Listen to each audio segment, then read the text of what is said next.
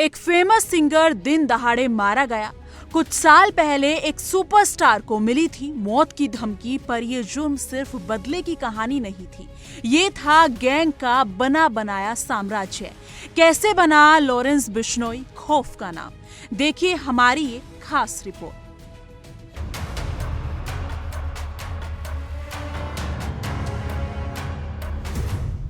Jail में रहते हुए लॉरेंस ने अपना नेटवर्क और मजबूत किया। उसने राजस्थान, हरियाणा, पंजाब और दिल्ली एनसीआर में अपने गुर्गों को एक्टिव किया।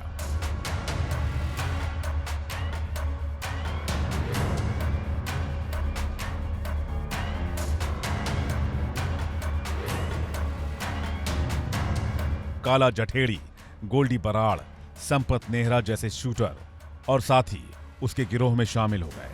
फोन कॉल, सोशल मीडिया और जेल से ऑपरेट होने वाले नेटवर्क की मदद से लॉरेंस बिश्नोई का गैंग एक संगठित क्राइम सिंडिकेट बन गया।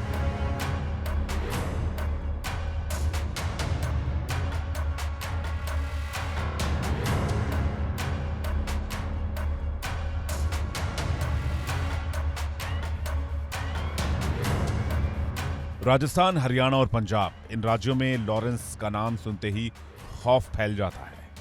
गैंग वॉर और वर्चस्व की लड़ाई ने उसे अपराध जगत का सबसे शातिर और खतरनाक चेहरा बना दिया।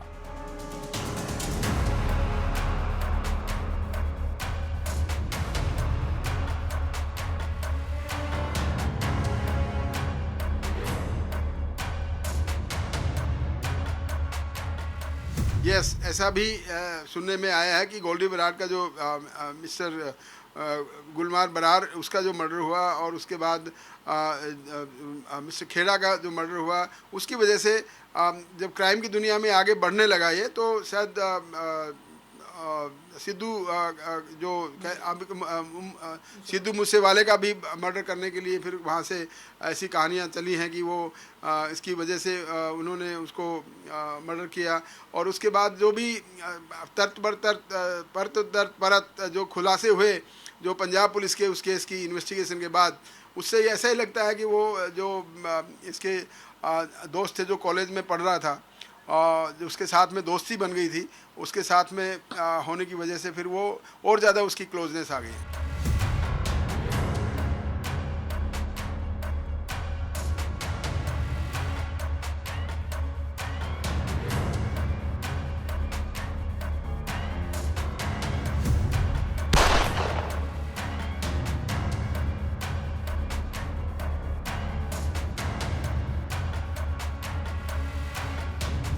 लॉरेंस का नाम 2022 में सबसे ज्यादा सुर्खियों में आया जब पंजाबी गायक सिद्धू मूसेवाला की हत्या की गई। इस हत्याकांड की जिम्मेदारी उसके करीबी गोल्डी बराड़ ने ली और शक की सुई लॉरेंस की ओर मुड़ी।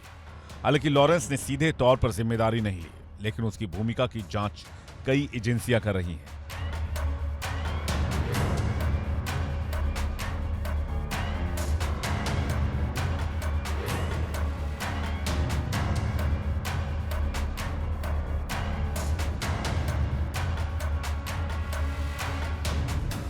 बॉलीवुड अभिनेता सलमान खान को भी धमकी देने का मामला सामने आया, जिसने लॉरेंस को नेशनल लेवल पर कुख्यात बना दिया।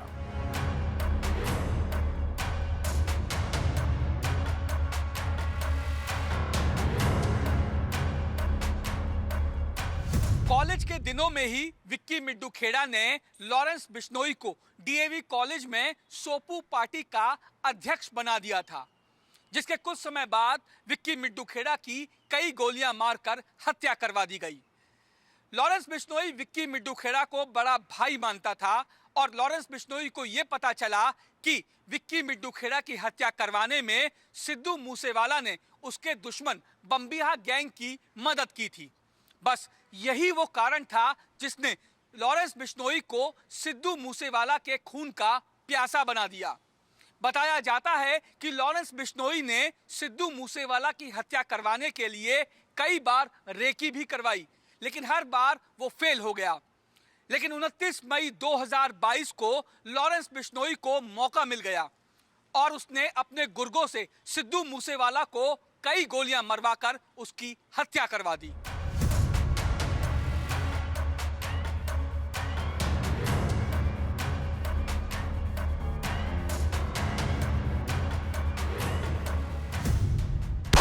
लॉरेंस बिश्नोई की क्राइम कुंडली।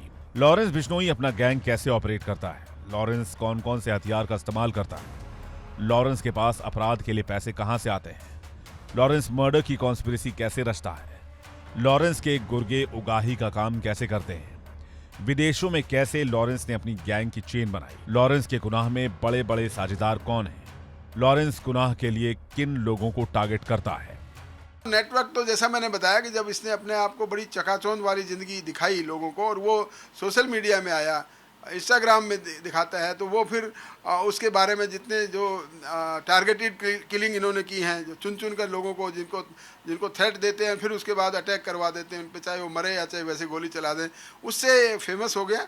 और फेमस होने के बाद जितने भी मैं समझता हूँ अनएम्प्लॉयड यूथ हैं, जो कोई भी पढ़ा लिखा बच्चा इसके साथ में नहीं काम करेगा, जो अनएम्प्लॉयड हैं, जो जिनको नौकरी नहीं मिली, भले वो पढ़े लिखे हैं, जिनको नौकरी नहीं मिलती है, उनको वो फिर अपनी फौज कहिए या उसकी अपनी क्रिमिनल्स की एक लिस्ट होती है, उसमें उसको इंक्लूड कर लेता है। और उसके बाद उसको, क्योंकि पैसा अच्छा है इसके नाम से, कहीं भी कमा सकता है, एक्सटोर्शन मनी और सेटलमेंट वगैरह करके, या कोई और किसी प्रकार का भी पैसा जब इसके पास आता है तो उन लोगों को पैसा मिलता है, तो वो पैसे के लालच में आकर भी काम करते हैं। और दूसरा उनको ये भी है कि हम भी इसी गैंग की तरह, हम अच्छा, हमारा नाम हो जाएगा, तो वो भी इस लालच में आकर अब उसी चकाचौंध की वजह से ये इसकी फौज तैयार होती है।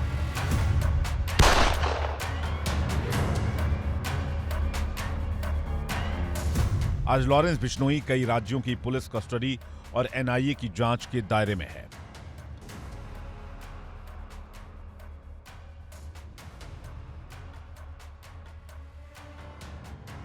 वो जेल में बंद जरूर है, लेकिन उसका नेटवर्क अभी भी एक्टिव बताया जाता है।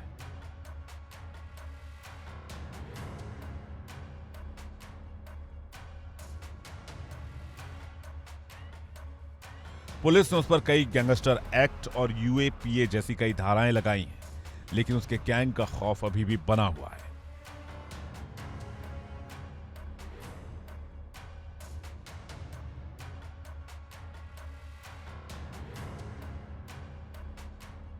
दिल्ली, पंजाब और हरियाणा, यहां लॉरेंस का नेटवर्क इतना मजबूत है कि पुलिस भी खौफ खाती है। गैंगवॉर से लेकर वसूली तक हर जगह उसके गुर्गों का राज चलता है। सलमान खान जैसे सुपरस्टार को खुलेआम जान से मारने की धमकी देना यह बताता है कि लॉरेंस का खौफ कितना ज्यादा है। शायद दुनिया में वो पहला गैंगस्टर है जिसने बॉलीवुड स्टार को सीधे टारगेट बनाया है।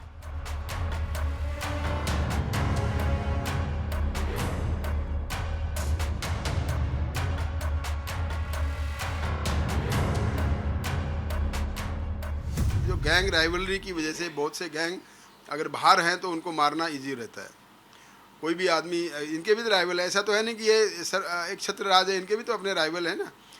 ये किसी की दुश्मनी कर रहे हैं तो कोई और दुश्मनी इनके साथ में लगे हुए हैं, तो ये इनको ऐसा लग रहा है कि जेल में रहना ज़्यादा सुरक्षित है। काम इनका चल रहा है तो जेल से बाहर क्यों आए, क्यों अपनी बेल कराने की कोशिश करें, क्योंकि इनको मालूम है कि तुम्हारे खिलाफ बहुत से लोग हैं जो बाहर निकलते ही कोई न कोई किसी न किसी तरीके से एक शेर को सवा शेर भी मिलता है। ऐसा भी नहीं है कि कोई भी आदमी इसको टच नहीं कर सकता, लेकिन इसी वजह से कि हो सकता है कि इनको जान का खतरा हो और इसलिए वो जेल से नहीं आना चाह रहे। काम इनके चल रहे हैं तो ठीक है, फिर चलेंगे। और ये भी देखा होगा आपने कि जो जो जो क्रिमिनल्स होते हैं उनकी बहुत ज़्यादा लंबी उम्र नहीं होती। आप मैक्सिमम क्रिमिनल्स आप देखेंगे 40 साल से नीचे निपट जाते हैं, चाहे वो आपस में निपटें या पुलिस एनकाउंटर से हो या कुछ भी हो। आपस में गैंग राइवलरी आपने पूरी दिल्ली की देखी होगी। आपका दिल्ली का वेस्टर्न एरिया और हरियाणा के सोनीपत से लगते हुए कितने बदमाश आए, सब निपट गए। तो ये एक सिद्धांत है क्रिमिनोलॉजी का कि बदमाशी बहुत ज़्यादा दिनों तक नहीं चलती। इसी को देखते हुए, इसी के डर से ये बाहर शायद नहीं आ रहा है, ताकि ये ना हो कि इसका खात्मा हो जाए।